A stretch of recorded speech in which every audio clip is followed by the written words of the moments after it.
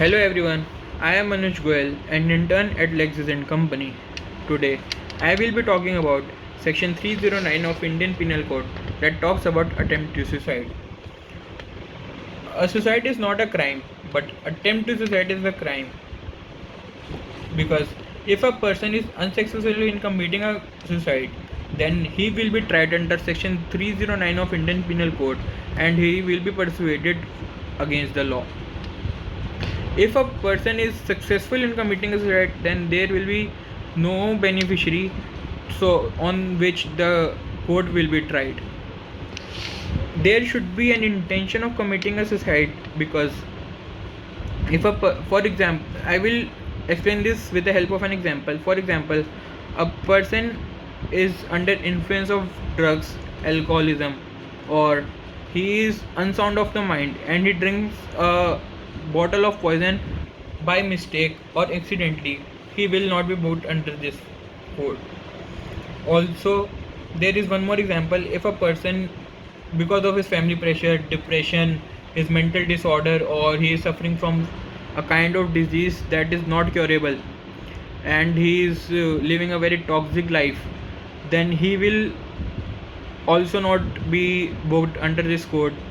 Rather, he will be given sympathy and directed for a particular treatment so that he could live his life very easily, because this code is made on the principle of Article 21 of Constitution of India that states that every citizen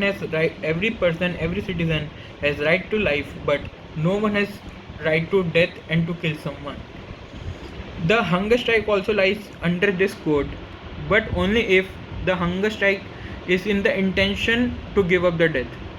For example, when Mahatma Gandhi did hunger strike against Britishers so that his demands get fulfilled,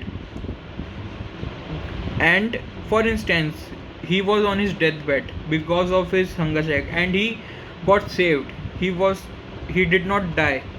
Then he must have also booked under Section 309 of Indian Penal Code because it was the duty of the state to protect his life. If we talk about distinction between the sati pratha and the suicide, there is a distinction. Distinction is that the sati pratha that was practiced in the ancient India was a barbaric and the most inefficient civil practice, and the women who are all saved after the sati pratha as well should be punished, but the women who are uneducated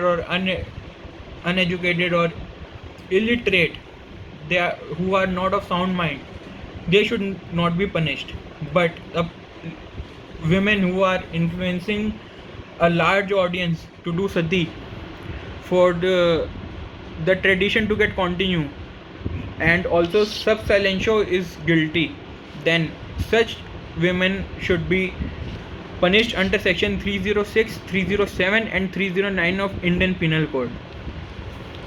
But on the other hand, if we see the tradition of ancient India for the supremacy of the male, the women did not have any other choice if they are tense, depressed because of their husband not coming back from the war and because of the bad thoughts.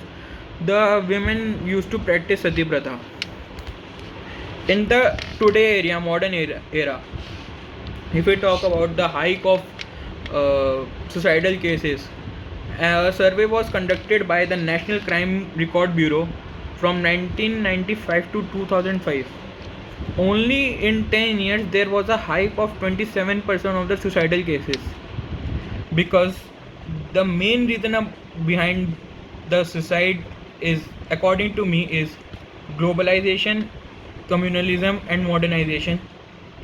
Because nowadays people are so much depressed that they hesitate to share their feelings and they think that no one will understand their situation. To control the suicide, every person should know their worth, and also every person should know their rights, because every citizen has to walk hand in hand with the law, and law does not allow anyone to right to death.